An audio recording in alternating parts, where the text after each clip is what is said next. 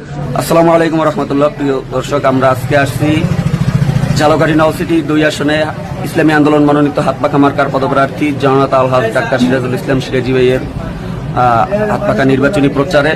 এখানে আপনার কাছে হুজুর আপনার একটা প্রশ্ন করতে চাই, সেটা হচ্ছে বাংলাদেশের ঝালকাঠি আসনে এত নেতা বা এত মার্কা থাকা সত্ত্বেও ইসলামী আন্দোলনকে বা হাতপাখা মার্কা ইসলামের পক্ষে কেন মানুষ ভোট দেবে, এটা একটু জানার ছিল। ওয়ালাইকুম আসসালাম রহমতুল্লাহ বরকাতুহু। মানুষ স্বাধীনতা 54-55 বছর দেখছে। 54-55 বছর পর্যন্ত মানুষ নির্যাতিত, নিপীড়িত, লাঞ্ছিত, বঞ্চিত, পদদলিত, নিষ্পেষিত। জাতি, দেশ, মানুষ, মানবতা ধ্বংসের দ্বার প্রান্তে পৌঁছে গেছে। সুতরাং এ জাতি এখন নতুন কিছু চায়, ইসলাম চায়। মানুষ বুঝতে পারছে একমাত্র সকলের নিরাপত্তার একটা জাতি, সেটা হল ইসলাম। ইসলাম ব্যতিরেকে কোনো সাথী নাই। সুতরাং ইসলামের প্রতি কনফিডেন্স, আমানতদারিতা, আল্লাহ ভীতি যার মধ্যে না থাকে, তাকে নেতা বানালে জাতি আবার ধ্বংসের প্রান্তে যাবে।